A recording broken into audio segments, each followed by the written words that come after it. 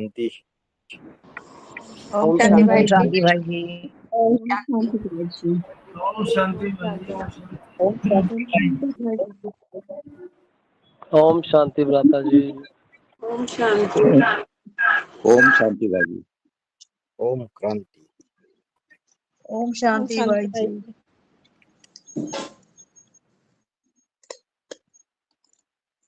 हमने दूसरा अध्याय जो है उसमें 1 से लेके 60 तक 60 तक श्लोक देखे हैं। सांख्य योग है, सांख्य सह आख्या। आख्या माना विस्तार। तो जो ज्ञान है उसको विस्तार सहित डिटेल में भगवान अर्जुन को बताते हैं। जब अर्जुन कंफ्यूज हो जाता है, भयभीत हो जाता है युद्ध के मैदान में और अपने शस्त्रों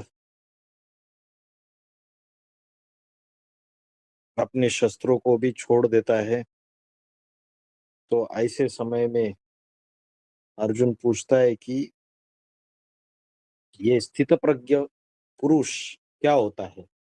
स्थित प्रज्ञ, प्रज्ञ माना प्रज्ञ का अर्थ क्या बताया था? प्रज्ञ का अर्थ क्या होता है? बुद्धि, ज्ञान, ज्ञान बुद्धि। बुद्धि। तो स्थित प्रज्ञ पुरुष के लक्षण क्या है? वो कैसे चलता है, कैसे आचरण करता है, कैसे बैठता है। तो उसको समझाते वक्त भगवान ने स्थित प्रज्ञ पुरुष के अनेक अनेक लक्षण बताए। दुखेशु अनुद्विग्न मना, सुखेशु विगत स्पृहा, वीतराग भय क्रोधा। जो मनुष्य दुख और सुख दोनों में समान रहता है, उद्वेगित नहीं होता है और सब इच्छाओं से परे रहता है, राग भय क्रोध से रहित रहता है, जो देह और देह के संबंधों से भी परे रहता है, शुभ और अशुभ दोनों में समान रहता है, जो अपनी इंद्रियों को वश में रखता है कछुए की तरह और इंद्रियों के विषय भोगों को भी जैसे कछुआ इंद्रियों को खींच लेता है वैसे खींच लेता है। इसमें भगवान ने ये भी बताया कि मेरी आवाज आ रही है सभी को? हाँ भाई जी आ रही है। आ रही है।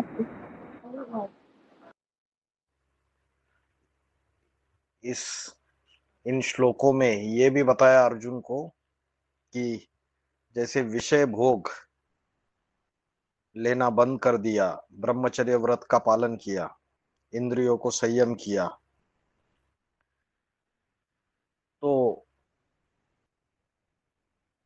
जो विषय भोग है वो तो हट जाते हैं, लेकिन उसके प्रति जो आसक्ति है जो मन बुद्धि के अंदर, वो आसक्ति नहीं हट पाती है। तो जो बुद्धिमान पुरुष है उसकी जो इंद्रिया है वो जब उत्तेजित होती है तो वो मन को भी बलपूर्वक खींच लेती है। जब इंद्रिया उत्तेजित होती है तो मन को भी बलपूर्वक माना जोर जबरदस्ती, मन भले कंट्रोल में है, शांत है, लेकिन अगर इंद्रिया उत्तेजित हो गई तो वो मन को भी बलपूर्वक खींच लेती है। जो रूटीन में क्या होता है, मतलब नॉर्मली सामान्यता ये देखा जाता है कि पहले मन में संकल्प आते हैं और उसके बाद उसके पीछे पीछे इंद्रिया भागती है।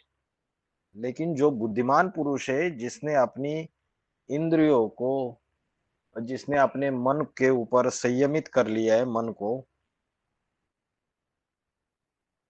उसके बावजूद अगर उसकी इंद्रिया अगर उत्तेजित होती है तो वो उत्तेजित हुई इंद्रिया मन को भी बलपूर्वक जोर जबरदस्ती मन को भी चंचल बना सकती है, खींच सकती है। यहां तक हम आए थे दूसरे अध्याय का 60वां श्लोक। अभी दूसरे अध्याय का 61वां श्लोक, चैप्टर 2 श्लोक नंबर 61। तानि सर्वाणि संयम्य युक्त आसीत मत्परः वशे ही यस्य इंद्रियाणि तस्य प्रज्ञा प्रतिष्ठिता।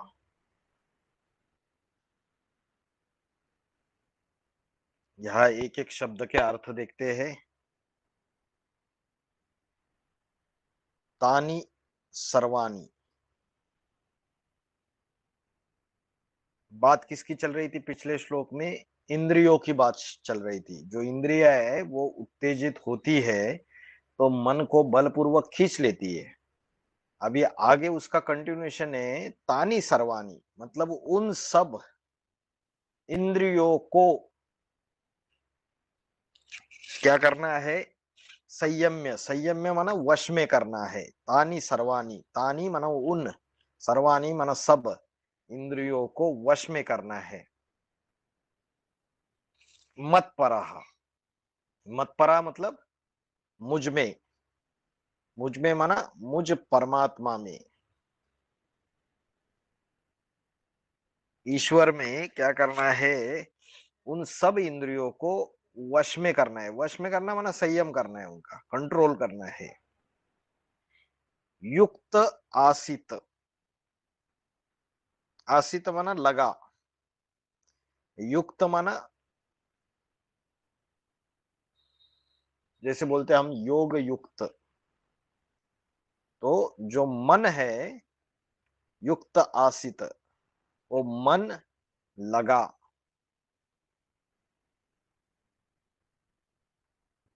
उसके बाद क्या बोला है? वशे ही यस्य इंद्रियाणि, जिसकी, यस्य माना जिसकी, इंद्रिया वश में है, तस्य प्रज्ञा प्रतिष्ठिता, प्रज्ञा माना बुद्धि, प्रतिष्ठिता माना स्थिर हो जाती है। तो इस श्लोक का पूरा अर्थ देखते हैं। उन सब इंद्रियों को वश में करके मुझ परमात्मा में मन लगा,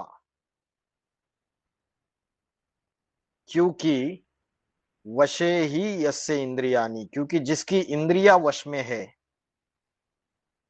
उसकी बुद्धि दृढ़ता पूर्वक स्थिर रहती है। ठीक है, तो इस श्लोक में जो स्थित प्रज्ञ पुरुष है उसका और एक लक्षण बताया। स्थित प्रज्ञ पुरुष का लक्षण ये बताया कि उसकी इंद्रिया वश में रहेगी। वश में रहेगी माना संयम में रहेगी, कंट्रोल में रहेगी, और इंद्रियों को वश में करते हुए उसका मन जो है वो परमात्मा में लगा रहेगा। जैसे बाबा ने बोला है, जो योगी होता है उसके इंद्रियों में क्या होती है? शीतलता होती है। बोला ना बाबा ने, आत्मिक स्थिति, जिसकी आत्मिक स्थिति पक्की होगी, जो योगी होगा उसके इंद्रियों में शीतलता होगी। शीतलता होना माना ही इंद्रिया वश में है, संयम में है, कंट्रोल में है। तो इस श्लोक में भगवान ने अर्जुन को बोला, इंद्रियों को वश करके मेरे आश्रित हुआ, मत परा, मत परा माना मेरे आश्रित हुआ, मुझ परमात्मा में ही मन लगा, क्योंकि जिसकी इंद्रिया वश में है उसकी बुद्धि दृढ़ता पूर्वक स्थिर रहती है। तस्य प्रज्ञा प्रतिष्ठिता, तो उसकी बुद्धि स्थिर रहेगी। मन भले चंचल है, उस चंचल मन की अस्थिरता से हटकर बुद्धि स्थिरियम हो जाएगी, क्योंकि इंद्रिया वश में है और वो पूरी तरीके से परमात्मा को क्या हुआ है? आश्रित हुआ है। मत पराहा माना क्या हुआ? आश्रित हुआ माना सरेंडर, समर्पण, संपूर्ण समर्पण। संपूर्ण समर्पण क्या है? संपूर्ण समर्पण यह है कि यह तन भी मेरा नहीं, ये ईश्वरीय सेवा के लिए है। मैं ट्रस्टी हूं सिर्फ इस शरीर का। ये जो मन के जो संकल्प जो पाप के तरफ लेके जाने वाले हैं, जो विकल्प है, जो व्यर्थ संकल्प है, जो नकारात्मक विचार है, वो सारे, वो सब कुछ उसको अर्पण। मन के संकल्प भी अर्पण, तन से किए हुए कर्म भी अर्पण। ये देह भी मेरा नहीं है, ये देह भी ईश्वरीय सेवा के लिए। ये धन जो इस तन से कमाया हुआ है वो भी मेरा नहीं है। ये संपूर्ण समर्पण। तो यहाँ पे बोला मत पराहा, माना संपूर्ण समर्पण, सरेंडर। आज यज्ञ में क्या होता है, कागज पे लिख के देते हैं समर्पित हो गए। कागज पे लिख के तो दे दिया, समर्पित हो गए, लेकिन मन बुद्धि बाहर की दुनिया में भटकती रहती है। तो मन बुद्धि अर्पण हुई, कहेंगे उसको मन बुद्धि को अर्पण किया करके? नहीं कहेंगे। अगर पूरा श्रद्धा विश्वास निश्चय है परमात्मा के पाठ के ऊपर, तो मन बुद्धि बाहर भटकेगी नहीं। तो समर्पण, समर्पण का अर्थ क्या है? समर्पण का अर्थ है समर्पण। माना कि ये जो श्वास है जिससे मेरा जीवन है, वो भी तेरे लिए अर्पण है। मैं तो सिर्फ ट्रस्टी हूं। जैसे तू चलाएगा, जहां जो खिलाएगा, जहां रखेगा, वैसे रहेंगे। तो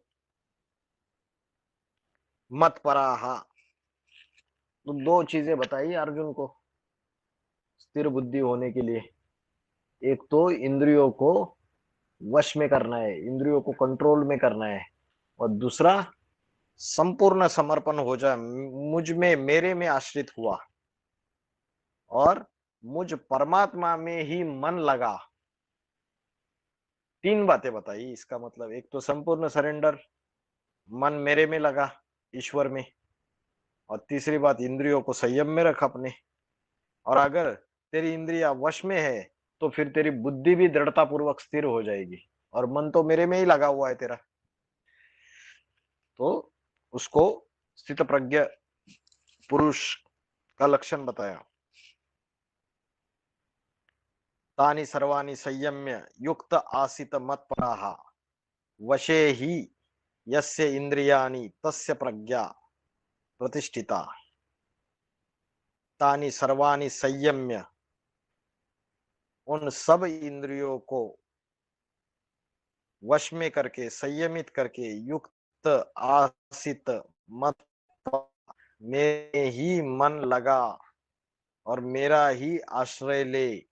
वशे ही यस्य इंद्रियाणि, इंद्रियों को संयमित करने वाला वह पुरुष, उसकी बुद्धि दृढ़ता पूर्वक स्थिर हो जाती है। तस्य प्रज्ञा प्रतिष्ठिता। उसके आगे का श्लोक दूसरे अध्याय का 62 ध्यायतो विषयान पुंसा संगस्तेषु उपजायते संगात संजायते कामा का संगात संजायते कामा कामात क्रोधो अभिजायते।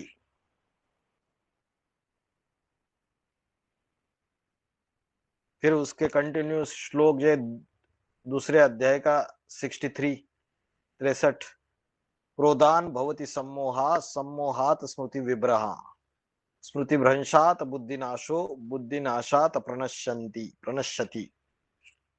ये दोनों श्लोक कंटिन्यू है। ध्यायतो विषयान पुंसा, ये तो रटना है श्लोक, सबको आना चाहिए। संगस्तेषु उपजायते, विषय भोगों का ध्यायतो माना ध्यान करने वाले पुरुष, संगस्तेषु उपजायते, उनका क्या होता है, उन विषयों में आसक्ति उत्पन्न होती है, लगाव उत्पन्न होता है। विषय भोग कौन से कौन से विषय भोग है जिसका ध्यान करने से उन विषयों में आसक्ति उत्पन्न होती है, लगाव उत्पन्न होता है? शब्द स्पर्श रूप रस गंध। शब्द स्पर्श रूप रस गंध, ये 5 विषय है जिनका ध्यान करने से आसक्ति निर्माण हो जाती है, लगाव निर्माण हो जाती है। ठीक है, तो फिर क्या बोला, उपजायते, उपजायते माना उत्पन्न होता है। जो पुरुष विषय भोगों का ध्यान करता है, रूप रस, जिब्या को बढ़िया बढ़िया टेस्टी टेस्टी खाना चाहिए, हलवा, रसगुल्ला, दूध मलाई, जलेबी, बढ़िया बढ़िया खाना चाहिए। और रस हो गया, रूप, सुंदर सुंदर चेहरे, मन को मोहित करने वाले, देखने की जो इच्छा होती है। रूप, रस, गंध,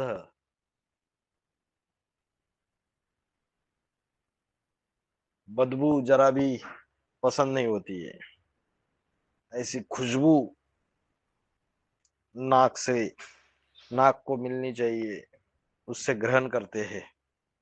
स्पर्श और शब्द,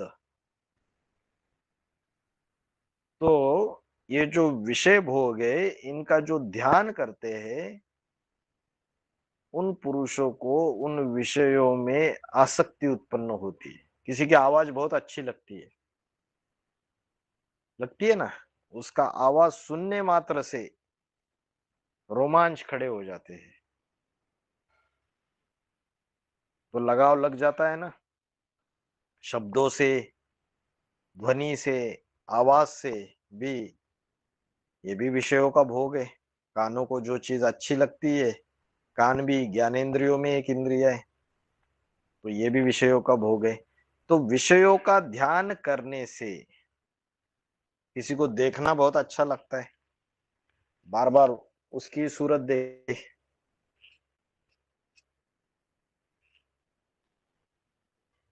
तो उन विषयों का ध्यान करने से उनके प्रति लगाव लग जाता है।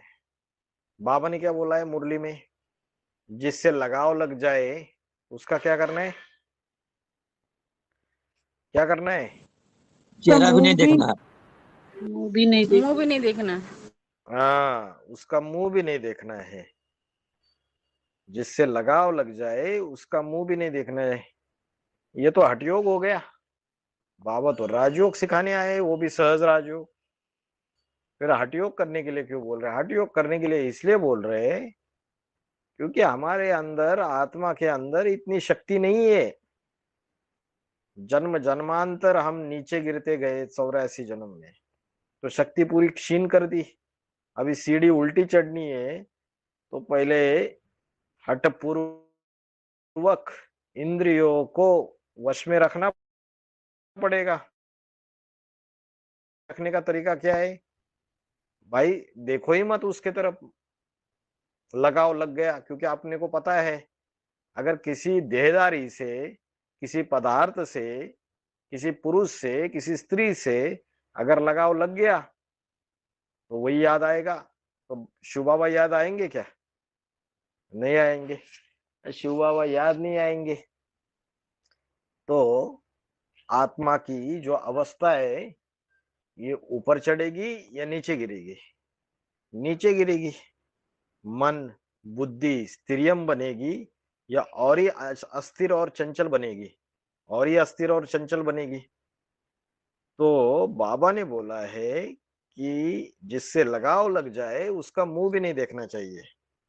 सीता जो है वो रावण के तरफ मुंह करके बैठती थी या पीठ करके बैठती थी? पीठ करके। सीता जो है पीठ करके बैठी। माया रावण के तरफ पीठ करके बैठती थी। क्यों? सीता में ताकत नहीं थी। सीता सीता बाबा ने बोला है राम है एक, शिव बाबा, और तुम सब सीता है वो, नंबरवार सीता है वो, तुम सब सीताएं नंबरवार माया रावण के चंगुल में फंसी हुई हो। ये काम, क्रोध, लोभ, मोह, अहंकार, ये 5 विकार रूपी माया रावण के चंगुल में फंसे हुए हैं। तो ये विषयों के प्रति जो हमारी आसक्ति, लगाव हो जाता है, तो उन सीताओं को क्या करना है? उन विषय भोगों के प्रति उनके तरफ पीठ करके बैठ जाना है। कोई रूप बहुत सुहावना लगता है तो आके उधर देखना ही नहीं है।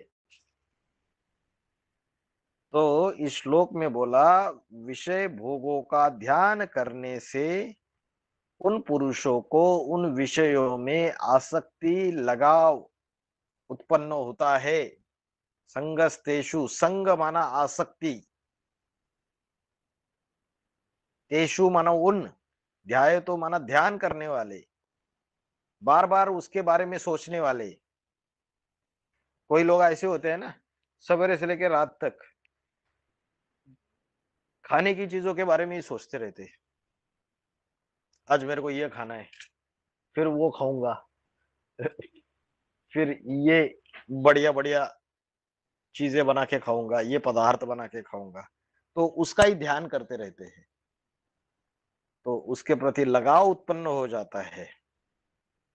आगे क्या बोला? संगात संजायते कामा, और वो जो लगाव उत्पन्न हो गया उससे क्या जन्म लेती है? कामना जन्म लेती है। कामा माना कामना, कामना माना इच्छा, डिजायर। उन विषयों को आसक्ति करने से कामना पैदा होती है, इच्छा पैदा होती है। कामात क्रोधा अभिजायते, जो इच्छाएं अनेक अनेक पैदा होती है, क्यों पैदा होती है? कि विषय भोगों के प्रति लगाव लग गया, उससे इच्छाएं पैदा होती है। और इच्छाओं में सबसे प्रबल इच्छा कौन सी है? काम विकार। काम विकार, विषय वासना, सेक्सुअल डिजायर, ये सबसे प्रबल इच्छा है। तो ये कामना पैदा होती है। अभी ये जो कामना है, ये इच्छा है, ये विषय वासना है, इसकी अगर पूर्ति नहीं होती है तो क्या आता है फिर? उससे क्या जन्म लेता है? क्रोध। क्रोध जन्म लेता है। कामात क्रोधा अभिजायते, अभिजायते माना उत्पन्न होता है।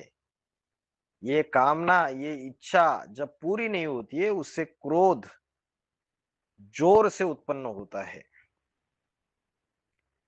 बाबा ने बोला है कामेशु क्रोधेशु, जो कामी है उसको क्रोध जरूर आएगा।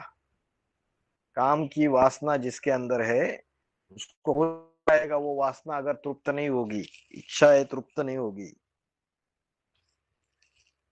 फिर क्या बोला? क्रोधात भवति सम्मोहा, और क्रोध से संपूर्ण मूढ़ता आती है। मूढ़ता माना बुद्धि, मूर्ख बन जाता है वो।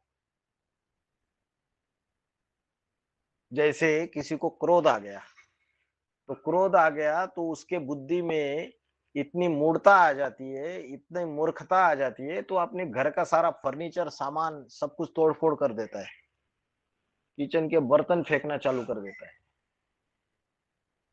इतनी मूढ़ता आती है कि उस क्रोध में वो किसी की हत्या भी कर देता है। तो क्रोधान भवति सम्मोहा, सम्मोहात स्मृति विभ्रमा, और ये जो मूढ़ता आती है उससे स्मृति का नाश होता है। ये स्मृति क्या है? जो जिसको बोलते हैं याददाश्त। कोई कोई बोलते हैं मेरी याददाश्त बहुत कमजोर हो गई, मेरे दिमाग में कोई बात टिकती नहीं, याद ही नहीं रहता है कुछ।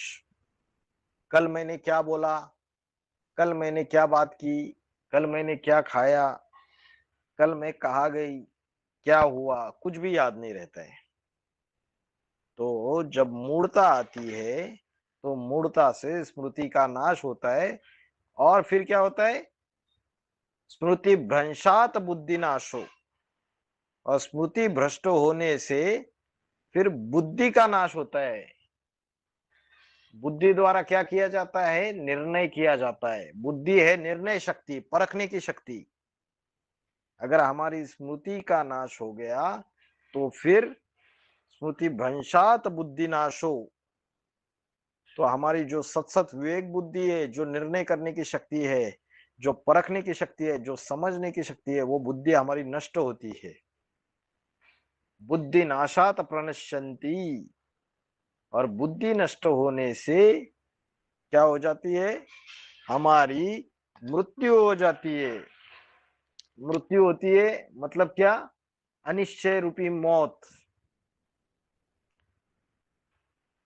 ज्ञान के ऊपर, परमात्मा के ऊपर निश्चय माना जन्म, और परमात्मा के ऊपर, ज्ञान के ऊपर अनिश्चय माना मृत्यु। तो इन दो श्लोकों में यह बताया, विषय भोगों का ध्यान करने से उन विषयों में आसक्ति, लगाव उत्पन्न हो जाता है। ध्यायते विषयान पूषा संगस्तेषु उपजायते संगात संजायते कामा, और उस लगाव से, आसक्ति से कामनाएं, इच्छाएं निर्माण हो जाती है। कामानी जायते क्रोधा, और कामना, इच्छा पूरी नहीं होने से क्या जन्म लेता है, क्रोध जन्म लेता है। कामात क्रोधो अभिजायते, क्रोधात सम्मोहा, उससे बुद्धि की मूढ़ता आती है, मूर्खता आती है। सम्मोहात स्मृति विभ्रमा, उससे हमारी स्मृति नाश पाती है।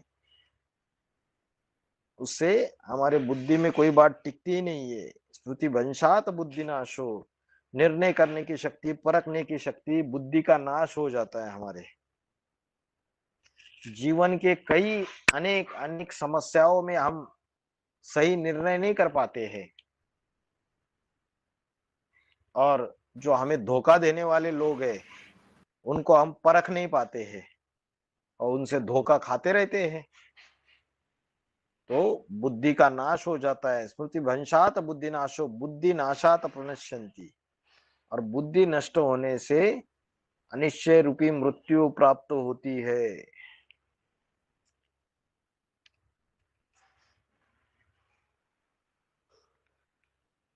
दोनों श्लोक समझ में आ गए। संगात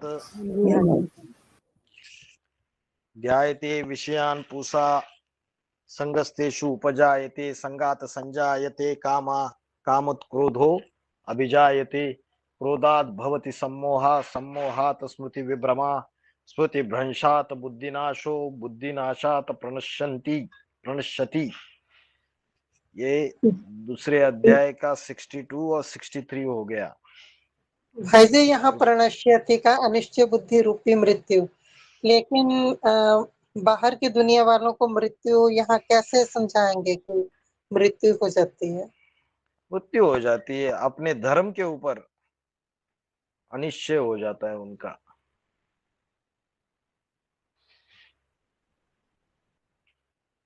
अपने धर्म के ऊपर अनिश्चय हो जाएंगे वो, या तो मृत्यु भी हो जाएगी, स्थूल मृत्यु।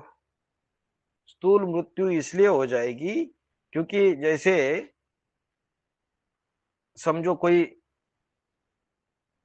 उसको ड्रग्स पीने की लत लग गई है ना, विषय भोगी है वो भी एक प्रकार का विषय भोग है, ड्रग्स पीने की।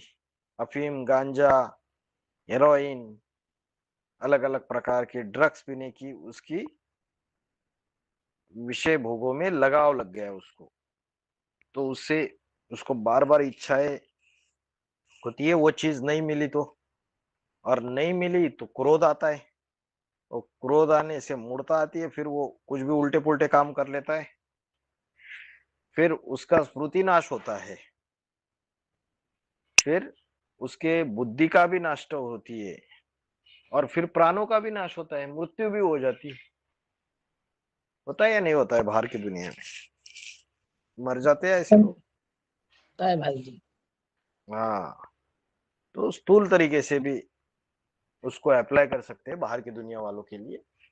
और ज्ञान में चलने वालों की जो मृत्यु है वो अनिश्चय रूपी मौत है। ठीक है। हाँ जी। दूसरे अध्याय का 64वां श्लोक आते हैं।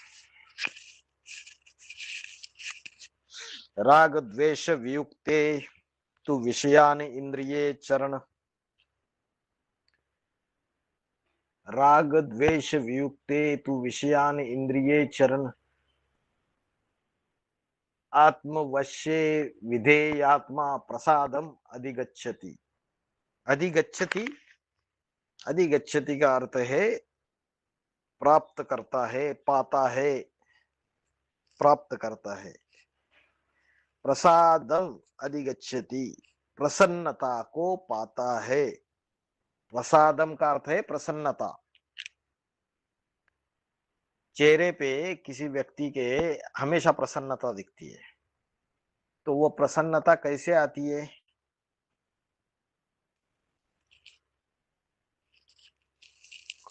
राग द्वेष वियुक्ते, राग और द्वेष से विहीन, माना जिसके अंदर राग, राग माना क्या? आसक्ति, और द्वेष जिसके अंदर नहीं है। उसके बाद क्या बोला?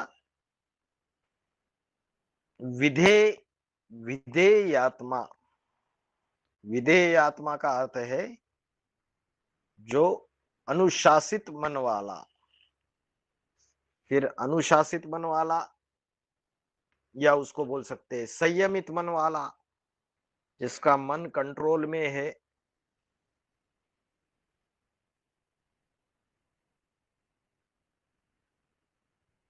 विधेयात्मा। फिर क्या बोला? आत्मवश्ये इंद्रिये, आत्मा की वशीभूत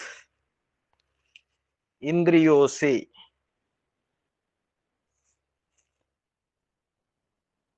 भोग भोगते हुए प्रसन्नता को प्राप्त होता है।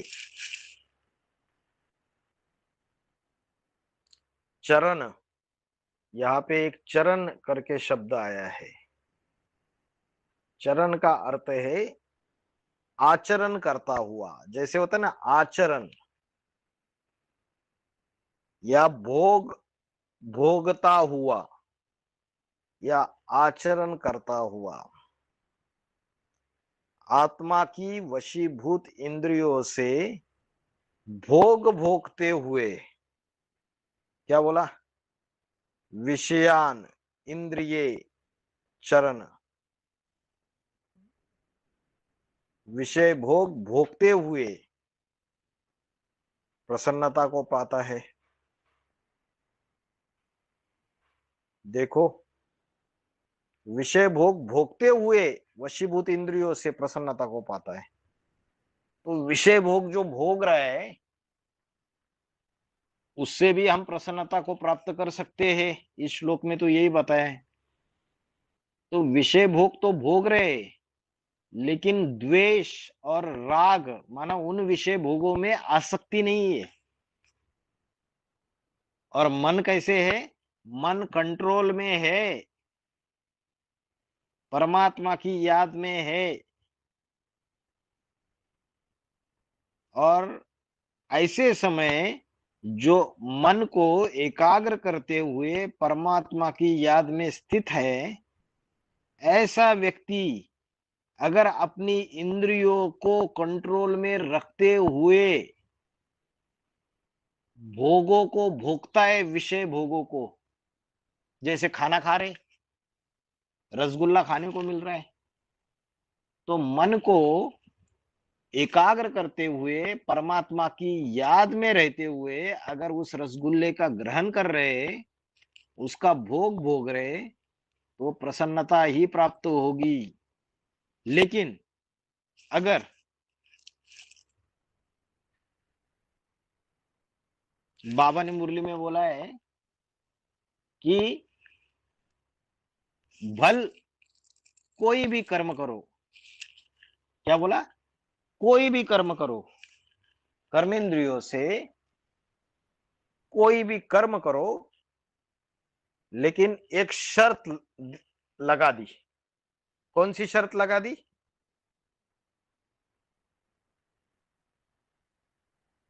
क्या शर्त लगा दी बताइए? हैं? याद में करते मन में इन्वॉल्व नहीं होना। अरे मेरी याद में रहते रहे हो, और याद में भी 100% याद।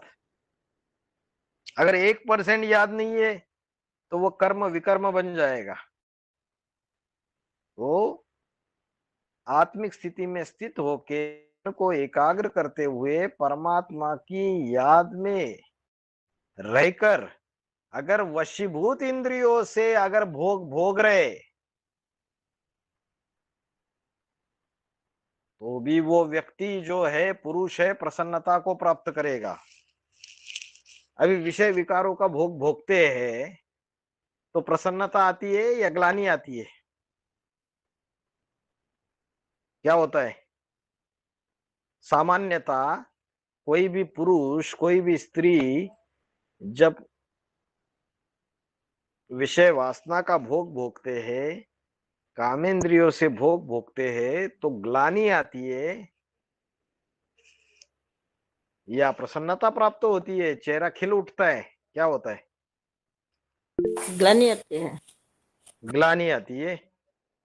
तो यहां तो बोला वशीभूत इंद्रियों से भोग भोगते हुए प्रसन्नता को पाता है, तो वो तब पाता है जब उसका मन संयमित है, वो परमात्मा की याद में स्थित है, वो उन विषय भोगों के प्रति आसक्त नहीं है, राग और द्वेष से विहीन, रहित। अगर वो आत्मिक स्थिति में स्थित होते हुए इंद्रियों को संयमित करके इंद्रियों से विषयों का भोग अगर भोग रहा है, तो वो व्यक्ति दुखी नहीं होगा, उसको ग्लानि नहीं होगी, वो प्रसन्नता को प्राप्त होगा। क्योंकि जो इंद्रियों से जो कर्म कर रहा है, वो कर्म हिंसा वाला कर्म नहीं कर रहा है। जब परमात्मा की याद में रहते हुए मन को एकाग्र करते हुए अगर कर्म कर रहा है, तो वो कर्म धर्मानुकूल कर्म है। बाहर की दुनिया में क्या होता है? हिंसा करते हैं। इंद्रियों से जब विषय भोग भोगते हैं तो बलात्कार करते हैं, जबरियन, जोर जबरदस्ती सामने वाले को दुख देते हुए कर्म इंद्रियों से भोग भोगते हैं।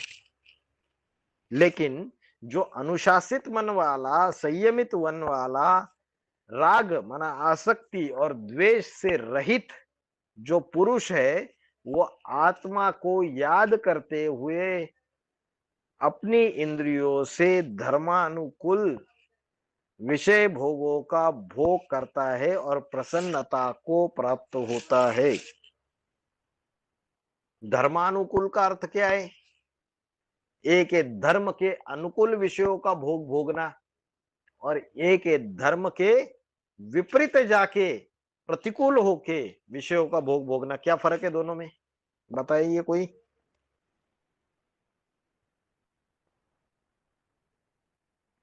बताइए।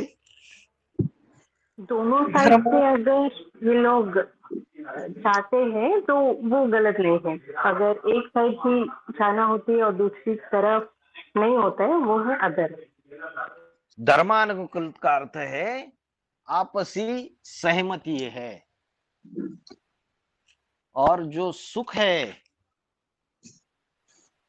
दोनों को अगर सुख ही प्राप्त हो रहा है, अगर किसी एक को दुख प्राप्त हो रहा है, हिंसा हो रही है, जोर जबरदस्ती हो रही है, तो उसको धर्मानुकूल नहीं कहेंगे।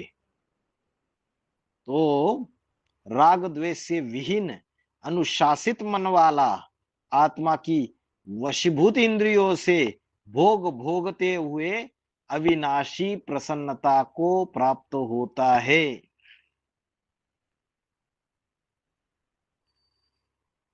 कितनों की स्टेज ऐसी बन सकती है? पक्के पक्के राजयोगी कितने हैं? 108। 108 आत्माएं जो जन्म जन्मांतर की राजा बनने वाली आत्माएं हैं, वो राजयोग पक्के राजयोगी बनते हैं। माना वो अपनी इंद्रियों को पुरुषार्थी जीवन में संयमित करने का, कंट्रोल करने का अच्छे से अभ्यास करते हैं और उस अभ्यास में पास भी हो जाते हैं। जो 16,108 राज परिवार वाले हैं, वो भी राजयोग का अभ्यास करते हैं, लेकिन पूरी तरीके से पास नहीं हो पाते हैं। पूरी तरीके से पक्के पक्के पास होने वाले 108 है सिर्फ, जो जन्म जन्मांतर राजा बनने वाली आत्माएं, जिन्होंने इंद्रियों को कंट्रोल करने का अभ्यास किया, वही बड़े बड़े राजाएं बनते हैं। तो इस श्लोक में यही बताया कि अविनाशी सुख या प्रसन्नता की प्राप्ति कैसे होती है, जब राग और द्वेष से रहित अनुशासित मन से, कंट्रोल मन से, आत्मा की वशीभूत इंद्रियों से भोग भोगते हुए वो व्यक्ति प्रसन्नता को प्राप्त करता है। और जो अविनाशी प्रसन्नता या सुख उसको प्राप्त हुआ है, अतीन्द्रिय सुख, तो क्या बोला है? प्रसादे सर्व दुखानाम, प्रसादे सर्व दुखानाम हानि हानि अस्य उपजायते।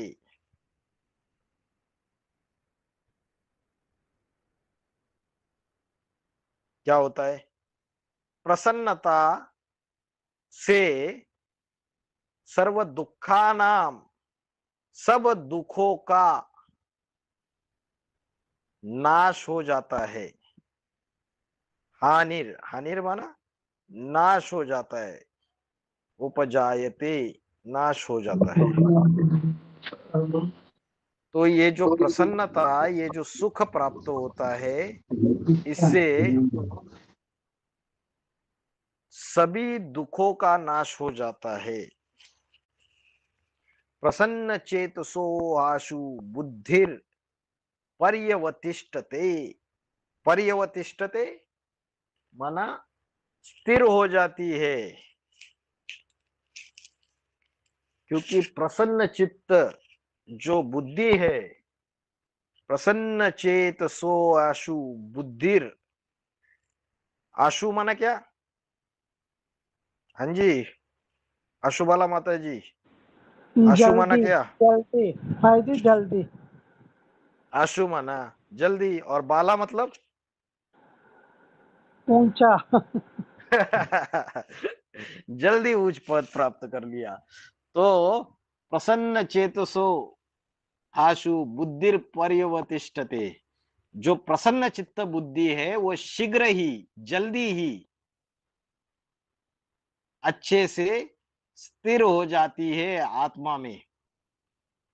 तो पिछले श्लोक में बताया कि राग और द्वेष से विहीन अनुशासित मन वाला पुरुष जो इंद्रियों से भोग भोगते हुए क्या करता है? प्रसन्नता को प्राप्त होता है, और इस प्रसन्नता से सभी दुखों का नाश हो जाता है। प्रसन्नता मतलब अतीन्द्रिय सुख प्राप्त कर लेता है, अविनाशी सुख प्राप्त कर लेता है, उससे सभी दुखों का नाश हो जाता है। जन्म जरादि जन्म जरादि, जर माना बुढ़ापापन। तो जन्म में क्या दुख है? जन्म में दुख है, बच्चा जन्म लेता है, गर्भ में नारकीय यातना भोगता है, जितने भी समय रहता है, 6 महीने, 6 महीने रहता है, 9 महीने रहता है, हाँ? 6 महीने रहता है। 6 महीने हाँ, क्योंकि आत्मा गर्भपिंड पहले निर्जीव होता है, 2-3 महीने के बाद आत्मा प्रवेश करती है, तो दुख भोगना तो तभी से चालू हो जाता है। तो ये जो नारकीय यातना है, वो जन्म लेते समय बच्चे को भी होती है दुख, और जो माता है उसको भी प्रसव पीड़ा होती है। तो ये सभी दुखों का नाश हो जाता है। बुढ़ापे में अनेक अनेक बीमारियों से पीड़ित हो जाते हैं। तो ये जो अतीन्द्रिय सुख, अविनाशी सुख, ये जो प्राप्त होता है, तो ऐसे पुरुष के जन्म जरा आदि सभी दुखों का नाश होता है। क्यों? क्योंकि वो नर से नारायण बन जाता है, वो विष्णु पद प्राप्त कर लेता है और स्वर्गीय सुख का अनुभव कर लेता है। सतयुग की नई दुनिया शुरुआत हो जाती है, जहां शाश्वत सुख और शांति का राज्य होता है। तो ऐसे प्रसन्नता से प्राप्त योगी के जन्म जरादि सभी दुखों का नाश हो जाता है, क्योंकि प्रसन्न चित्त की बुद्धि शीघ्र आत्मा में स्थिर हो जाती है। प्रसन्न चेतसो आशु बुद्धिर पर्यवतिष्ठते। फिर दूसरे अध्याय का 66वां श्लोक। तो दूसरे अध्याय के 65वें श्लोक में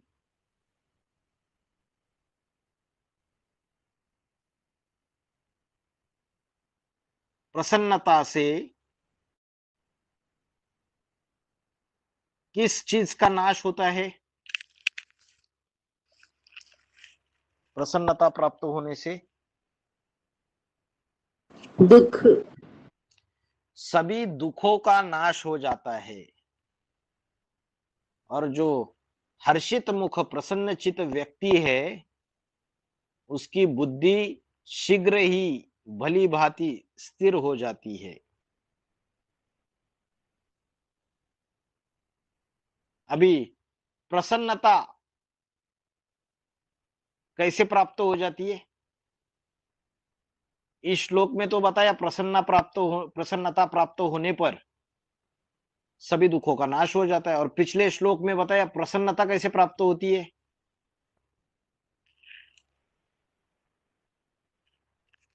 कैसे प्राप्त होती है बताइए।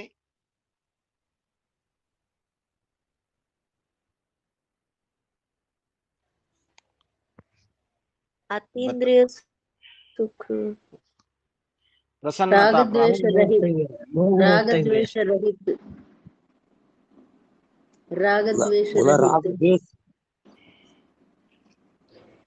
राग द्वेष से रहित मन को संयमित करके, अनुशासित करके, मन को कंट्रोल करके जो पुरुष आत्मा के वशीभूत इंद्रियों से विषयों का भोग भोगता है, वो प्रसन्नता को प्राप्त करता है या हर्षित मुक्ता को प्राप्त करता है। कि उसका मन अनुशासित होना चाहिए।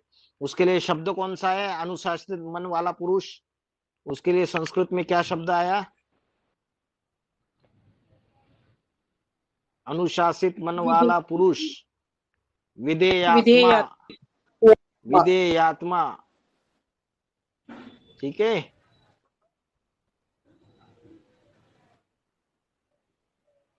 दूसरे अध्याय का 65वां श्लोक और 64वां श्लोक। 64वें श्लोक में प्रसन्नता कैसे प्राप्त होती है, और 65वें श्लोक में प्रसन्नता प्राप्त होने पर किस चीज का नाश हो जाता है, और उससे क्या हो जाती है? फिर बुद्धि जो है वो भली भांति आत्मा में स्थिर हो जाती है। ठीक है, ये 2 श्लोकों का समझ में आया। और जो 63 और 62 और 63 विषयों का ध्यान करने से क्या होता है उत्पन्न? विषयों का ध्यान करने से विषय भोगों का ध्यान करने से क्या उत्पन्न हो जाता है? आसक्ति, विषय लगाव, आसक्ति, लगाव उत्पन्न हो आसक्ति जाता है। लगाओ। और आसक्ति लगाव होने से फिर क्या पैदा होता है? क्रोध कामना पैदा होती है, कामना, कामना पैदा होती है, कामना, इच्छा पैदा होती है। और इच्छा की पूर्ति नहीं होती है तो क्या आता है? क्रोध। क्रोध आता है, क्रोध आता है। क्रोध आता है। और क्रोध से क्या जन्म लेता है? मूढ़ता आती है, मूढ़ता, मूढ़ता जन्म लेती है। और मूढ़ता से क्या होता है? स्मृति की बुद्धि का स्मृति का नाश होता है। स्मृति का। और फिर बुद्धि का नाश होता है, निर्णय करने की शक्ति, परखने की शक्ति। बुद्धि, आप बोले तेरी बुद्धि क्या घास खाने गई थी? तेरी अकल मारी गई थी क्या उस समय? और प्रोसेस तो किसी को पता ही नहीं चला भाई, प्रोसेस चालू हुआ है उन विषय भोगों का। उससे पहले चिंतन किया है उसने, ऐसे थोड़ी बुद्धि घास खाने गई है। पहले चिंतन करता रहा, फिर लगाव उत्पन्न हुआ, फिर कामनाएं, इच्छाएं जागृत हुई, फिर वो इच्छाएं पूरी नहीं हुई तो क्रोध आया, उस क्रोध में मूढ़ता आई, मूर्खता आई, उससे स्मृति का नाश हुआ, फिर बुद्धि का नाश हुआ। इस तरीके से बुद्धि घास खाने गई। इस तरीके से तेरी अकल क्या मारी गई थी? ये जो बोलती है, कहावतें यूज होती है, उसका प्रोसेस ये है। जब अध्यात्म का अभ्यास करते तब पता चलता है, बाहर की दुनिया वालों को थोड़ी पता चलता है ये बात। तो फिर प्राणों का नाश होता है। श्रुति भंशात बुद्धिनाशा, बुद्धिनाशात प्रणश्यंती, प्रणश्यति, फिर प्राणों का नाश हो जाता है।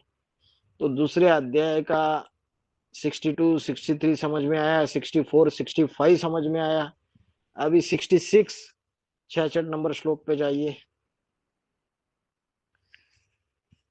नास्ति नास्ति बुद्धिर युक्तस्य न च अयुक्तस्य भावना, न च अभावयात शांति अशांतस्य कृत सुखम।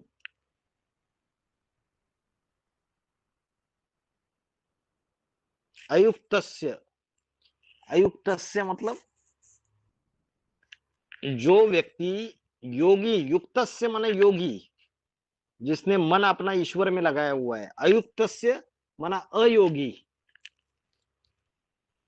जिसने अपना मन ईश्वर में नहीं लगाया हुआ है, या जो भोगी है। योगी के उल्टा क्या है? विपरीत, अपोजिट क्या है योगी के? भोगी। युक्त के अपोजिट अयुक्त। ठीक है, योगी के विपरीत है अयोगी या भोगी। तो इस श्लोक में बोला नास्ति बुद्धिर अयुक्तस्य,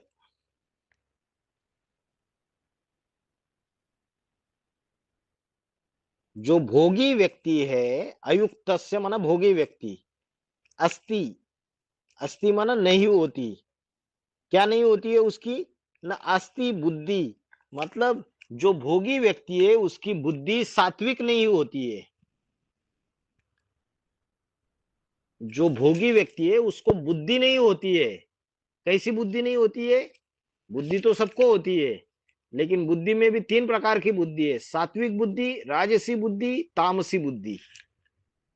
तामसी बुद्धि राक्षसी गुणों को बढ़ावा देती है, और सात्विक बुद्धि दैवी गुणों को बढ़ावा देती है आत्मा के अंदर। तो जो भोगी व्यक्ति है, अयुक्तस्य, न अस्ति नास्ति न अस्ति बुद्धिर अयुक्तस्य न च अयुक्तस्य भावना। भोगी व्यक्ति में सात्विक बुद्धि नहीं होती, और अयोगी व्यक्ति में, जो भोगी व्यक्ति है, उसमें भावना भी नहीं होती है। तो भोगी व्यक्ति में भावना होती है क्या? वो भावना के आधार से चलता है क्या? तो राक्षसी कर्म करने के ऊपर उतावला हो जाता है। सामने वाले को ये कर्म करने से दुख होगा, उसको कोई चिंता नहीं होती है। तो भोगी व्यक्ति में सात्विक बुद्धि नहीं होती, और वो जो भोगी व्यक्ति है उसमें भावना भी नहीं होती है। भावना नहीं होती मतलब दिल नहीं होता है। जोर जबरियन विषय वासनाओं का भोग भोगना, इतना ही पता होता है कि इंद्रियों की तृप्ति करना, बस। बाकी सामने वाले की कोई चिंता नहीं होती है। उसके प्रति कोई भी अगर भावना होती, दिल होता है, तो वो ऐसा राक्षसी कर्म करके दूसरों को दुख देने के निमित्त बनेगा ही नहीं। तो ऐसा जो भोगी व्यक्ति है उसमें क्या बुद्धि भी नहीं होती है, सात्विक बुद्धि, और उसमें भावना भी नहीं होती है, मतलब दिल और दिमाग दोनों नहीं होता है। कैसा दिमाग? सात्विक दिमाग नहीं होता है। न च अभावयत शांति अशांतस्य कृत सुखम। तो ऐसा जो अभावयत, ऐसा जो भावनाहीन है, ऐसा जो भावनाहीन है, न च अभावयतः शांति, उसको शांति भी नहीं मिलती है। उसको क्या नहीं मिलती है? उसको कभी भी शांति नहीं मिलती है। जो राक्षसी बुद्धि वाला मनुष्य है, जिसके अंदर कोई भावना नहीं रहती, कोई दिल नहीं रहता है, तो ऐसे भावनाहीन व्यक्ति को कोई शांति नहीं मिलती। और ऐसे अशांत व्यक्ति को सुख कहां से होगा?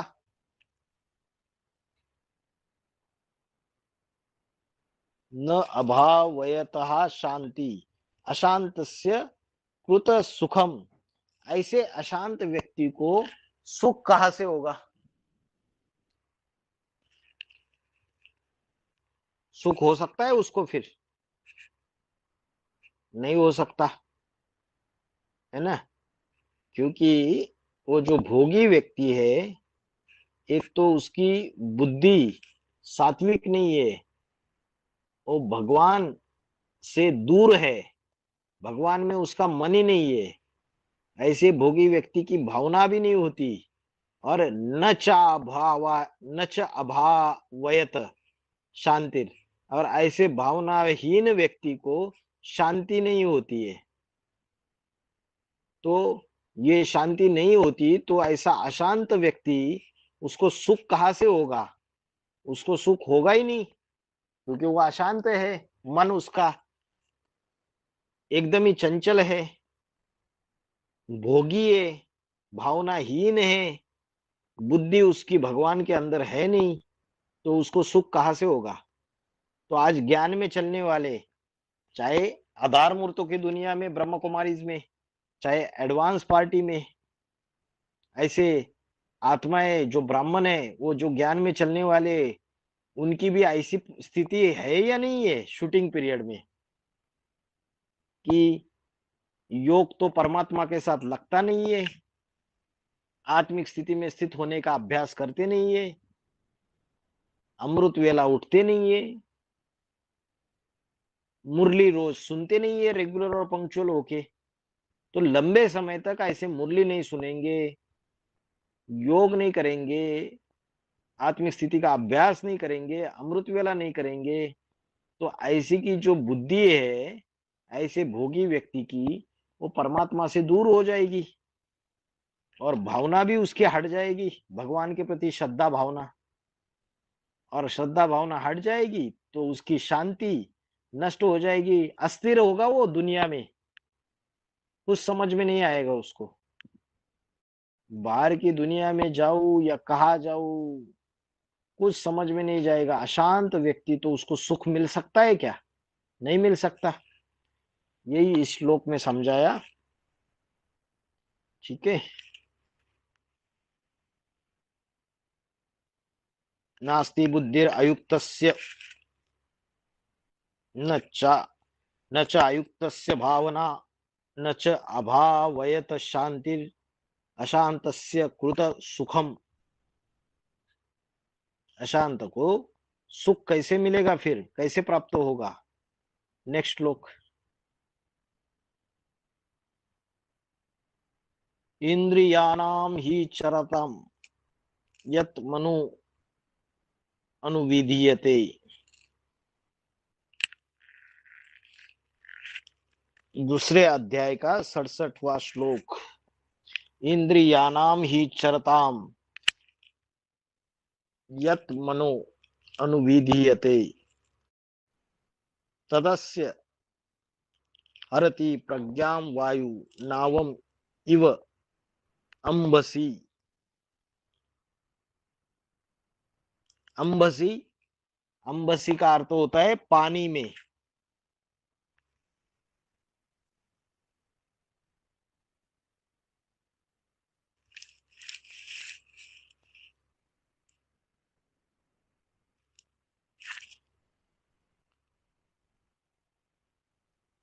तो क्या बोला?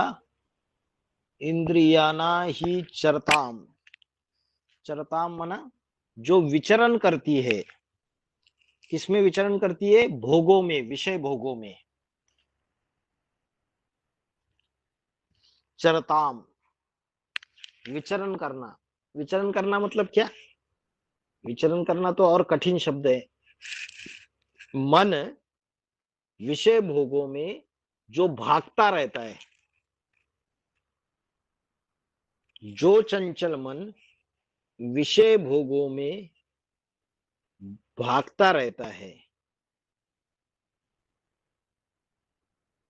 और क्या करता है?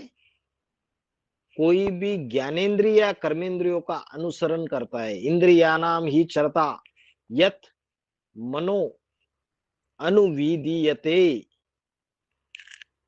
अनुविधीयते माना अनुसरण करता है। अनुसरण करता है मतलब फॉलो करता है। जो चंचल मन विषय भोगों में विचरण करते हुए इंद्रियों का अनुसरण करता है। जो भी इंद्रिय है, ज्ञानेन्द्रिय है, कर्मेंद्रिय है, वो समझो कोई विषय भोगने में भाग रही है, तो उसके पीछे पीछे ये मन भी भागता है, उसके पीछे पीछे जाता है।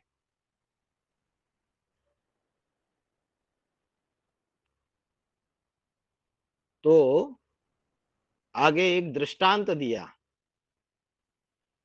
तत् अस्य हरति। हरति माना हर लेता है। प्रज्ञाम वायु, प्रज्ञा माना बुद्धि, वायु, वायु माना वायु, हवा। प्रज्ञाम वायु नावम इव अंबसी। अंबसी माना, अंबसी माना पानी। नावम माना नाव। नाव होती है ना, नवैया, शिप, जिसको हम बोलते हैं शिप, जहाज। तो जो चंचल मन है वो क्या करता है? विषय भोगों के पीछे भागते हुए इंद्रियों का अनुसरण करता है, इंद्रियों को फॉलो करता है।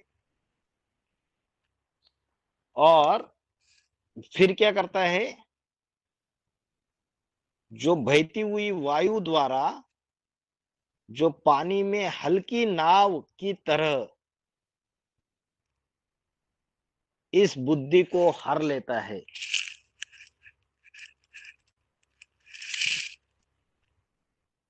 तो मन क्या हो गया? इधर वायु हो गया। मन क्या हो गया? वायु हो गया। जैसे पानी में कोई हल्की नाव तैर रही है,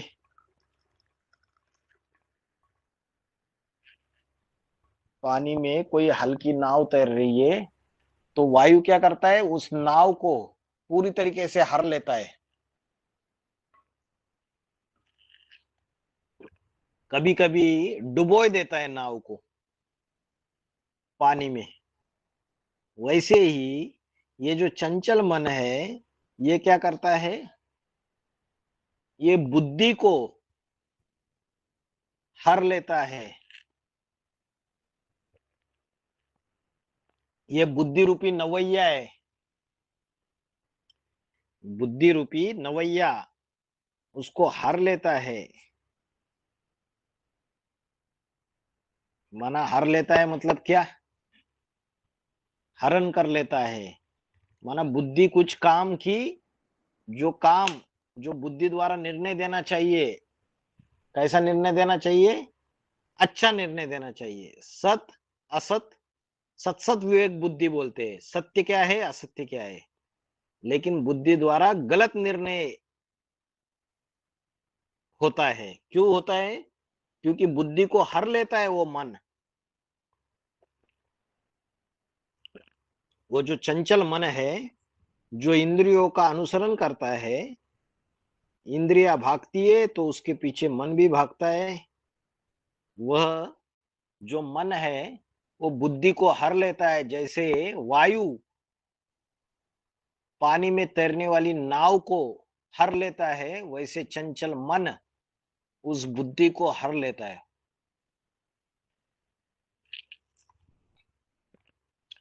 इंद्रियाणाम ही चरताम यत् मनो अनुविधीयते तदस्य हरति प्रज्ञाम वायु नावम इव अंबसी।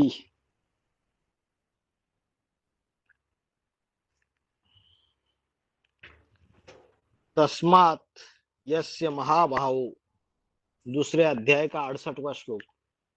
तस्मात् यस्य महाबाहो निगृहीतानि सर्वशाः इंद्रियाणि इंद्रियार्थेभ्य तस्य प्रज्ञा प्रतिष्ठिता। क्या बोला, महाबाहो, बाहो माना भुजा, जिसकी भुजाएं लंबी बड़ी भुजाएं, महान भुजाएं। परमात्मा की कौन सी भुजाएं, अष्टमूर्ति रूप सहयोगी रूपी लंबी भुजाएं। देखो गीता का जो एडवांस गीता का आप उसमें अर्थ देखिए, महाबाहो का अर्थ दिया अष्टमूर्ति रूप सहयोगी रूपी भुजा वाले। अष्टमूर्ति माना अष्टदेव। ये जो अष्टदेव है ये परमात्मा की 8 सहयोगी भुजाएं। तो ऐसे भगवान को, ऐसे भगवान जो है जो लंबी भुजाओं वाले, वो कहते हैं कि निगृहीतानि। निगृहीतानि मतलब जिसने निग्रह किया, जिसने उसको रोक लिया, कंट्रोल कर लिया। निगृहीतानि सर्वशा, सब प्रकार से उसको रोक लिया। इंद्रियाणि इंद्रियार्थेभ्य तस्य प्रज्ञा प्रतिष्ठिता। जो इंद्रिया है, चाहे ज्ञानेन्द्रिया हो चाहे कर्मेंद्रिया हो, उन सभी इंद्रियों को इंद्रिय भोग, इंद्रियों के जो भोग है वो भोगने से, विकारों से रोक लेते हैं। क्या बोला, निगृहीतानि सर्वशा, सब प्रकार से उनको रोक ले लेते। किसको रोक ले लेते, इंद्रियों को, इंद्रिय भोगों से। इंद्रिय भोग मन वचन और कर्म, तीनों प्रकार से जो इंद्रिय भोग है। मन से भी दुष्ट संकल्प आते हैं, पापी संकल्प आते हैं। वाचा में भी दुष्ट वाचा बोलते हैं, राक्षसी वचन बोलते हैं। कर्म, कर्म वे जो है वो पाप कर्म हो सकते हैं। तो ये इंद्रिया जो है उन इंद्रिय भोगों से, सब प्रकार से विकारों से रोक ले लेती है। उस व्यक्ति की जो बुद्धि है वो कैसी है, तस्य प्रज्ञा प्रतिष्ठिता, उसकी बुद्धि भली भांति स्थिर रहती है, ज्योति बिंदु आत्मा में स्थिर रहती है। किस व्यक्ति की बुद्धि स्थिर रहती है, जिसकी इंद्रिया इंद्रिय भोगों से सब प्रकार से रोक ली गई है, माना कंट्रोल कर लिया है। माना ब्रह्मचर्य, जो बाहर की दुनिया में ब्रह्मचारी है वो क्या करते हैं, इंद्रियों को इंद्रिय भोगों से कंट्रोल कर लेते हैं, संयमित कर लेते हैं।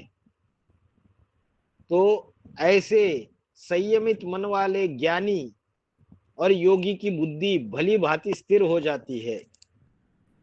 इंद्रियाणि इंद्रियार्थेभ्य, इंद्रियार्थेभ्य का अर्थ है यही सभी इंद्रियों के भोगों से, विषय भोगों से। इंद्रियार्थेभ्य, जिसने अपनी इंद्रिय भोगों से सब प्रकार से विकारों से रोक ली है, नियंत्रित कर लिए, कंट्रोल कर लिए, उस व्यक्ति की बुद्धि भली भांति स्थिर रहती है। ये इस श्लोक में बता दिया।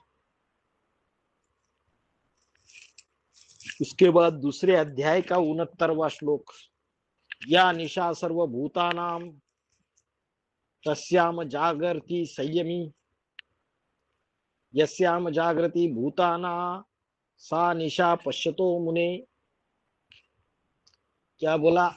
निशा माना रात्रि।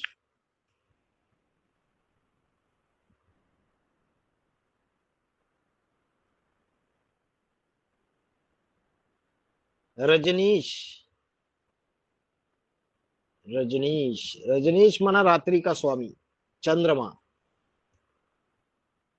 निशाकांत सुना है नाम? वो भी चंद्रमा के लिए नाम है। निशा माना रात्रि। या निशा सर्वभूतानाम, भूतानाम सब प्राणियों के लिए जो रात्रि का समय है, तस्याम जागर्ति संयमी, उस समय जो राजयोगी है वो जागता है।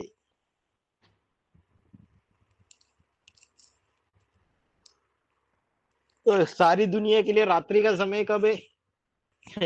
आजकल सारी दुनिया कितने बजे सोती है? जो ज्ञान में नहीं चलने वाले कितने बजे सोते हैं? 2 बजे। 1-2 बजे सो जाते। और बाबा ने मुरली में बोला है 2 बजे तो ब्रह्म मुहूर्त का समय, अमृत वेला का समय चालू हो जाता है। तो जो राजयोगी है उनके लिए वो जो रात्रि का समय, उस समय वो जागृत अवस्था में रहते हैं। जब सारी दुनिया के लिए रात्रि है, जब सारी दुनिया सो रही है, तब वो जागृत अवस्था में रहते हैं। राजयोगी उठ जाते हैं, वो परमात्मा के ध्यान में लवलीन हो जाते हैं।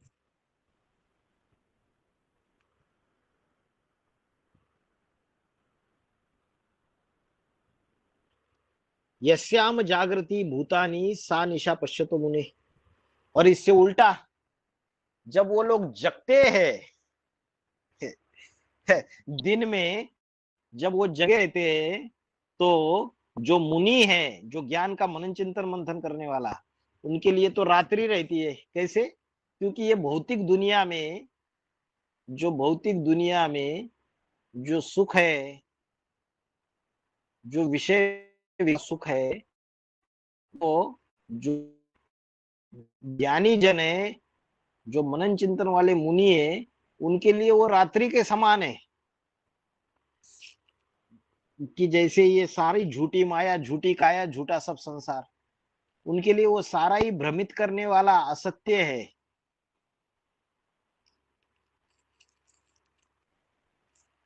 तो जो रात्रि है, उस समय जो दुनियाई प्राणियों के लिए जो रात्रि है, उस समय जो ज्ञानी तू आत्मा है, जो योगी है, वो जागृत अवस्था में रहते हैं। और जब सारी दुनिया जगी हुई रहती है, तो जो ज्ञानी मनन चिंतन मंथन करने वाला मुनि, वो क्या है?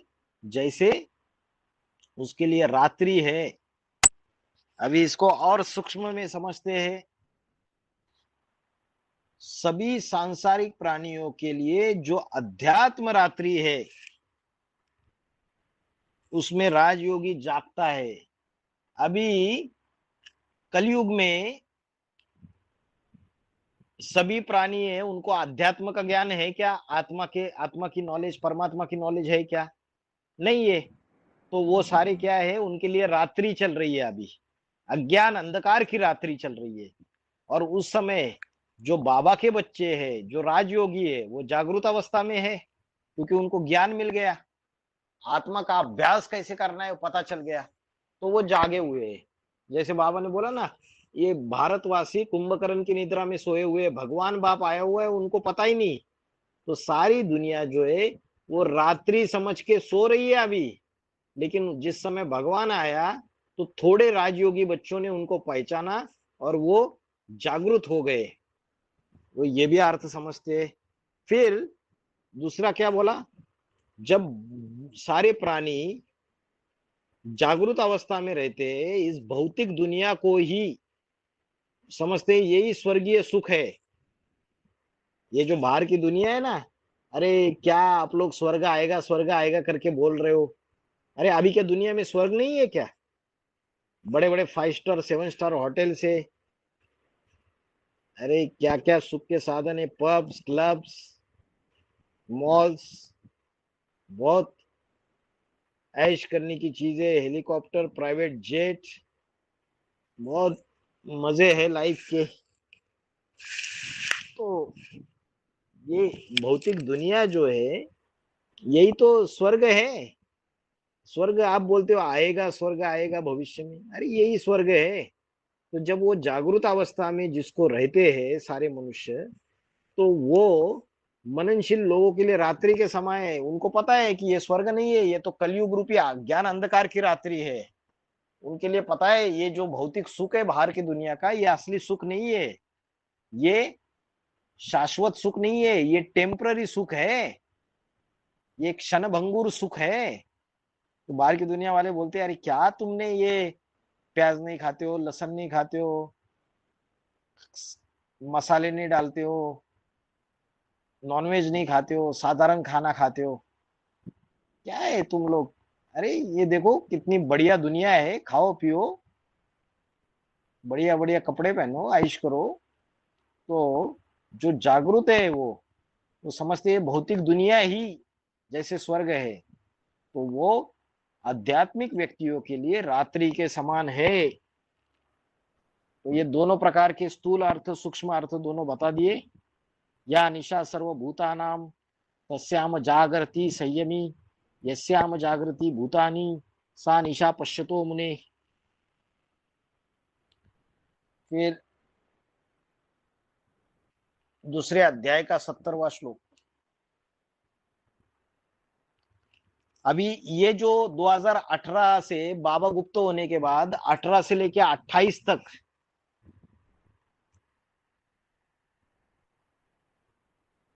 जो ज्ञान में चलने वाले कच्चे कच्चे लोग हैं, कच्चे कच्चे ब्राह्मण हैं, वो क्या समझेंगे, अरे ये तो रात्रि का समय चल रहा है, सारी बाबा चले गए, क्या रह गया, अभी यज्ञ में कुछ रहा नहीं। तो ऐसे समय जो राजयोगी ब्राह्मण है वो जागृत अवस्था में, वो अभ्यास कर रहे, ज्ञान योग धारणा सेवा सब में आगे है वो। और बाकी ब्राह्मणों की हालत पूरी खराब हुई पड़ी हुई है अभी एडवांस पार्टी के अंदर भी, ब्रह्म कुमारीज में भी। वहां गुलजार दादी भी 2017-18 से उसका भी पार्ट खत्म हो गया। ब्रह्मा की आत्मा गुलजार दादी में आके प्रवेश करके ज्ञान सुनाती थी, वो भी खत्म हो गया। और यहाँ एडवांस पार्टी में जो शिव बाबा है वो गुप्त हो गए। तो ब्राह्मणों की दुनिया जो है वो क्या है, वो जो रात्रि समझ के सो रहे, और जो ज्ञानी तो आत्मा है, जो अच्छे क्वालिटी के ब्राह्मण है, जो ज्ञान को महत्व देने वाले है, जो मुखवंशावली ब्राह्मण है, वो लोग कैसे है, जागृत अवस्था में है, जागते हैं, अभी पुरुषार्थ कर रहे हैं। जागते हैं मतलब अभी पुरुषार्थ कर रहे हैं ऐसे ब्राह्मण।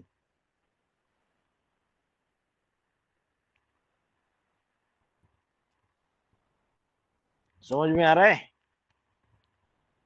दूसरे अध्याय का 70वां श्लोक। आपूर्यमानम अचल प्रतिष्ठम समुद्रमापः प्रविशन्ति यद्वत। आपूर्यमानम अचल प्रतिष्ठम समुद्रम आप प्रविशन्ति यद्वत।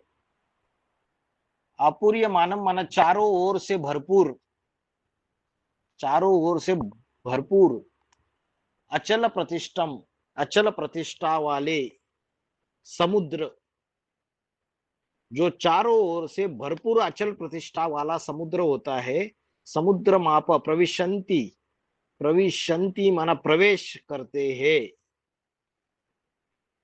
यद्वत जैसे नदियां क्या करती है, नदी है उसमें जलधाराएं प्रवेश करती है, नदियों की जलधाराएं जैसे प्रवेश करती है। ज्ञान नदी, या नदी कौन सी है, वो तो जड़ नदी है, या चैतन्य ज्ञान की नदी है।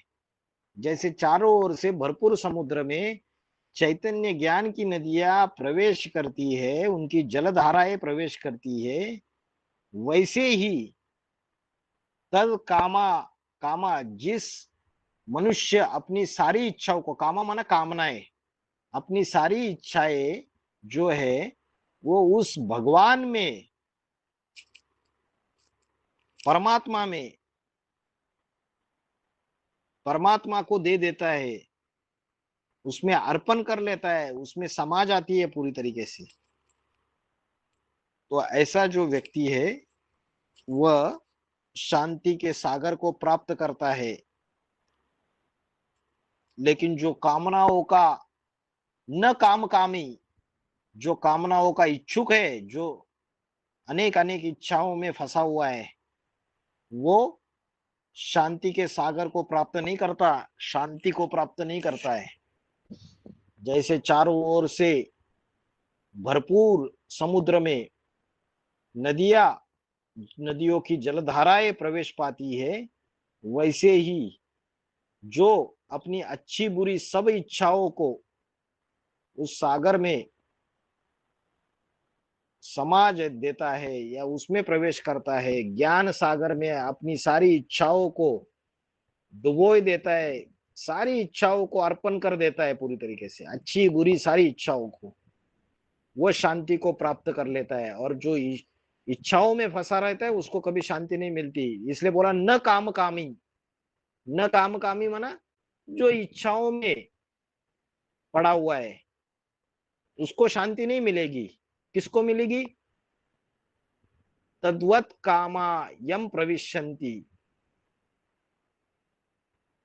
जिसने अपनी सारी इच्छाओं को, अच्छी बुरी इच्छाओं को किसमें डाल दिया, सागर में डाल दिया। कौन सागर, ज्ञान सागर।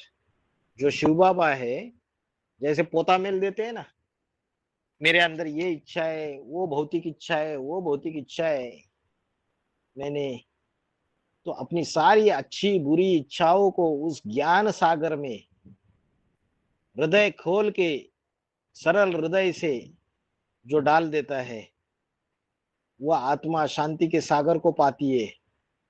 जो कामनाओं का इच्छुक है वो कभी भी शांति को प्राप्त नहीं कर सकता। तो पाना था सो पा लिया, भगवान मिल गया तो सब कुछ मिल गया। अपूर्यमानम अचल प्रतिष्ठम समुद्रम आप प्रविशन्ति यद्वता, तद्वत कामा यम प्रविशन्ति सर्वेश शांतिम आपनोति न काम कामी।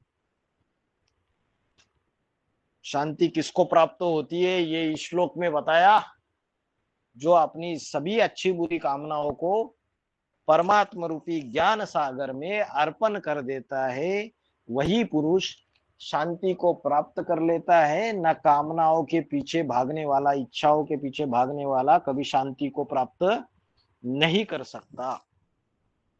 ये आपके हो गए 70 तक श्लोक। उसके बाद और है क्या, 2 और हैं भाई जी। 2 और है, फिर ये अध्याय खत्म हो गया। विहाय 2 के बाद कामान, खत्म है। विहाय कामान, विहाय कामान यस सर्वान पुमान चरति निस्पृहा निर्मम, निर्ममो निरहंकारस शांतिम अधिगच्छति।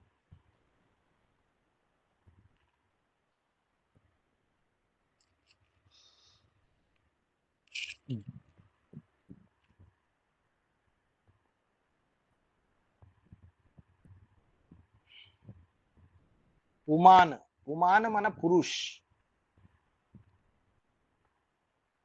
या माना जो, जो पुरुष, पुमान, पुमान का अर्थ है पुरुष, जो पुरुष विहाय, विहाय माना छोड़कर, और कामान माना कामनाओं को, जो सांसारिक कामनाएं, भौतिक कामनाएं है, उन कामनाओं को जो पुरुष छोड़कर निस्पृह, निस्पृह माना लालसा रहित, निर्ममो ममताहीन और निरंकारी, जो पुरुष सारी कामनाओं को विहाय कामान्य, सारी कामनाओं को छोड़कर, माना जो पुरुष सारी सांसारिक भौतिक इच्छाओं को छोड़कर, आगे क्या बोला, निस्पृह माना लालसा रहित,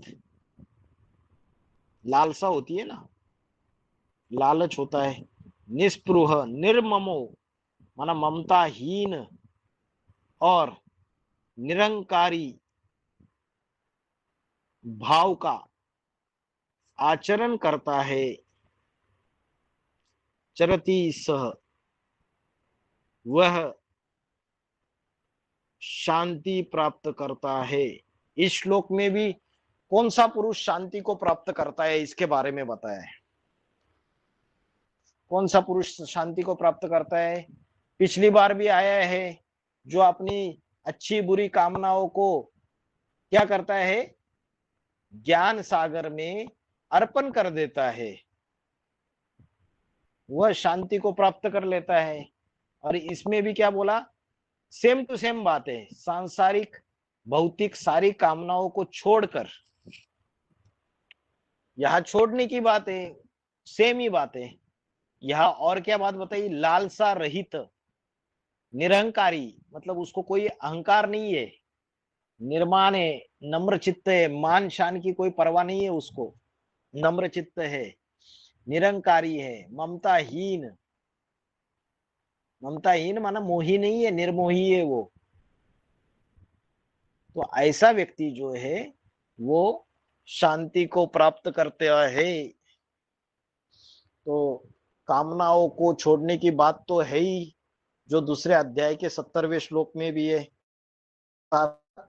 ममताहीन, निरंकारी, लालसा रहित जो ऐसा व्यक्ति है, जो ऐसे भाव का आचरण करता है, वह शांति को प्राप्त कर लेता है। कौन सी शांति को, शाश्वत शांति को प्राप्त कर लेता है। इस कलयुगी दुनिया में शाश्वत शांति नहीं है, जो आने वाला संगम युगी स्वर्ग है या सतयुग है, उस समय जो शाश्वत शांति है उसको प्राप्त कर लेता है।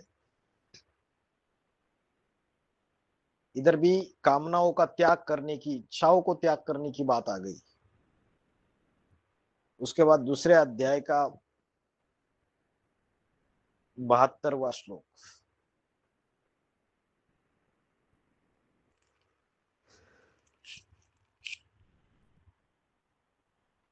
एषा ब्राह्मी स्थिति पार्थ नैनां प्राप्य विमुह्यति, स्थित्वा अस्याम अंतकालेपि ब्रह्म निर्वाणम ऋच्छति।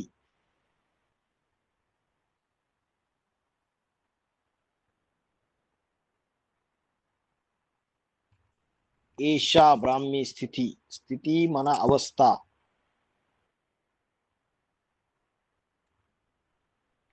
एनाम प्राप्य नम विमुह्यति, प्राप्य माना प्राप्त करके, विमुह्यति, विमुह्यति माना मोह में नहीं पड़ता है।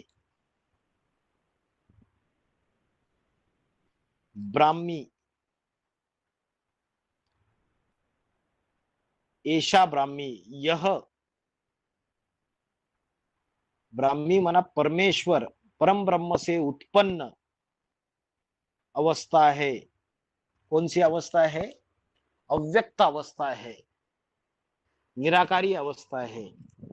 तो ये जो परम ब्रह्म से उत्पन्न जो निराकारी अवस्था है, जो व्यक्ति इस अवस्था को प्राप्त कर लेगा, येषां ब्राह्मी स्थिति पार्थ नैनाम प्राप्य विमुह्यति, जो ऐसी निराकारी, निरंकारी, निर्विकारी अवस्था प्राप्त कर लेगा तो ऐसा व्यक्ति क्या नैनाम प्राप्य विमुह्यति, कभी भी मोह में नहीं पड़ता है, किसी व्यक्ति या वस्तु के मोह में नहीं पड़ता है। और जो आत्मा का अभ्यास करके निराकारी अवस्था धारण करने का प्रयत्न नहीं करता है, वो क्या करता है, संगम युग में किसी व्यक्ति में लटक जाएंगे, देहदारी में लटक जाएंगे, किसी वस्तु के पीछे उनको नया फ्लैट खरीदना है, नया बंगलो खरीदना है, किसी वस्तु के पीछे ही पड़ जाएंगे। और जो आत्मिक स्थिति में स्थित होके परमात्मा को याद करने का निरंतर अभ्यास कर रहे, उसकी अव्यक्त अवस्था को, निराकारी अवस्था को प्राप्त करने का अभ्यास कर रहे, ऐसे व्यक्ति कभी भी मोह में नहीं पड़ते हैं व्यक्ति या वस्तु के।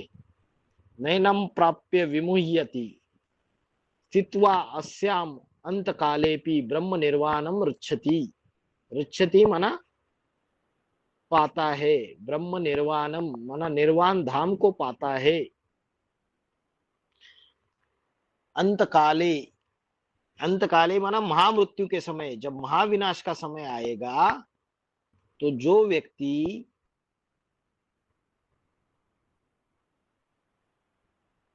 परमात्मा से उत्पन्न जो अवस्था है निराकारी निर्विकारी, उस अवस्था को प्राप्त करके मोह में नहीं पड़ता है, किसी व्यक्ति या वस्तु के मोह में नहीं पड़ता है, वो महाविनाश के समय भी इस अव्यक्त अवस्था में स्थित होकर परम ब्रह्म के निर्वाण धाम को प्राप्त कर लेता है। तो जब महाविनाश होगा सृष्टि का, उस समय भी वो निराकारी अवस्था में स्थित होगा। प्रकृति विकराल रूप धारण करेगी, लेकिन प्रकृति को भी जीत लेगा वो। प्रकृति जीते सो जगत जीत। प्रकृति का जो रौद्र रूप है वो उसके ऊपर असर नहीं कर पाएगा, क्योंकि वो ईश्वर से उत्पन्न जो निराकारी अवस्था है उसको प्राप्त हो चुका है। तो महाविनाश के समय भी उसी स्थिति में स्थित होके परब्रह्म के निर्वाण धाम को प्राप्त कर लेता है। निर्वाण धाम मतलब क्या है? निर्वाण धाम माना वाणी से परे, ऐसी अवस्था जिसको बोलते हैं कर्मातीत अवस्था, वानप्रस्थी अवस्था, निरसंकल्पी अवस्था। ये दूसरे अध्याय के 60वें श्लोक से लेके 72वें श्लोक तक हो गए।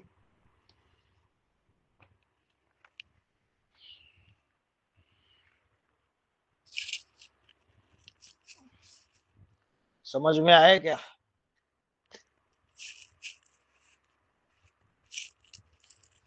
हाँ जी जी भाई जी। जी भाई जी।